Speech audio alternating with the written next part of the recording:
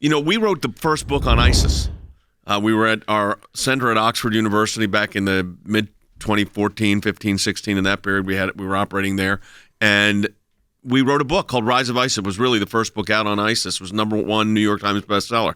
Then we followed it up with a book on Russia, Syria, Iran. And, we've been on top of this issue. Like I said, we went to the International Criminal Court in The Hague defending U.S. military interests in Afghanistan against a claim of war crimes. Yeah, this is very much a companion piece to a lot of those books. It's sort of the next chapter. Yes. So you had Rise of ISIS, now you have Revenge of the Taliban. We didn't do that unintentionally. Right. Because it helps you get a better understanding of really what's happening. It's not just about isolated incidents. It's how the last 20 years has led us to this moment.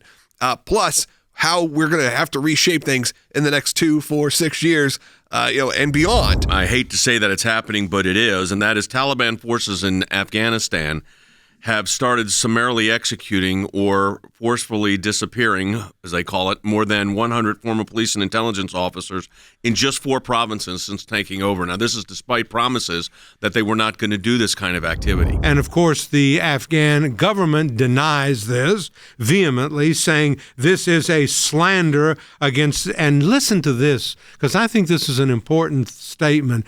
They're saying this is a slander against the Islamic Emirate of Afghanistan. Well, we looked up the word emir before radio today to see just exactly what it meant. And it means a ruler. So it kind of presages. Language is important. Language is important, and you need to think about this and look at the text very carefully.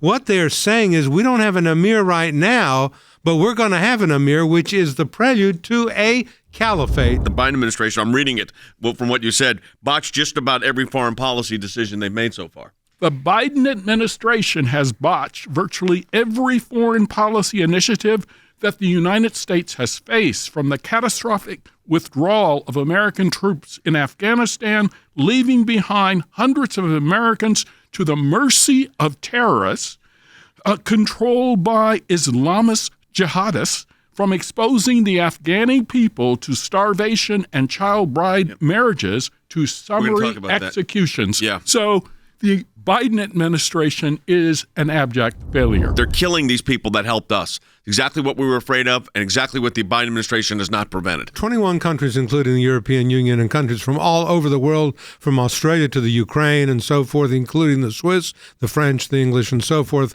have written a statement, and Human Watch in support of it, saying that these atrocities that are going on in Afghanistan are absolutely impermissible, and the Afghani government, the Emirate of Afghan, the Islamic Emirate, has come back denying it, which is a lie, of course, and what I see is world opinion is turning against the Taliban, because there are some countries that have joined in this that I would never have thought would have joined together in a summarily statement, including the Swiss, condemning what is going on there. There's also an after-action review going on right now. This is a serious situation because it has affected our view globally on the world stage. It is a bit unusual because normally AARs come on immediately after the operation. Immediately, while people's memories are fresh. This report, is they delayed it. I don't know. It's 3 months in the making. Plus, there are 16 members, I think, on this after-action board. They are not releasing the names of who is on the board, which is unusual. The other thing, too, is that you have General Milley, who's the chairman of the Joint Chiefs, and General Austin, who's the Secretary of Defense.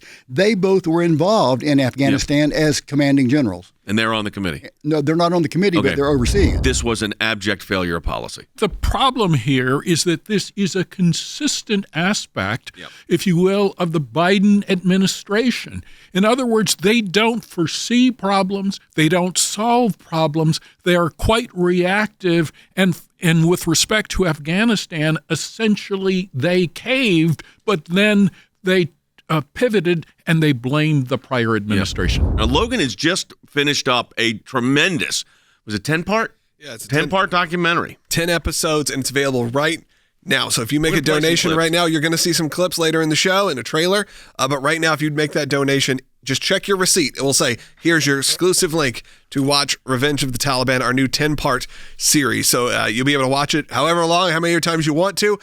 This is just not a one-time stream. This is something you'll have access to. And it's a really interesting look into what's happened since August. We started producing it days after, essentially Afghanistan fell. And we were still actively doing it. So we talk a lot about things very much in the present because we wanted to preserve this. And we want to preserve this emotion because it's very easy to forget in a year and 2 years and 3 years and 4 years and 10 years what it felt like this last 5 months. Folks, you need to get this 10-part docuseries.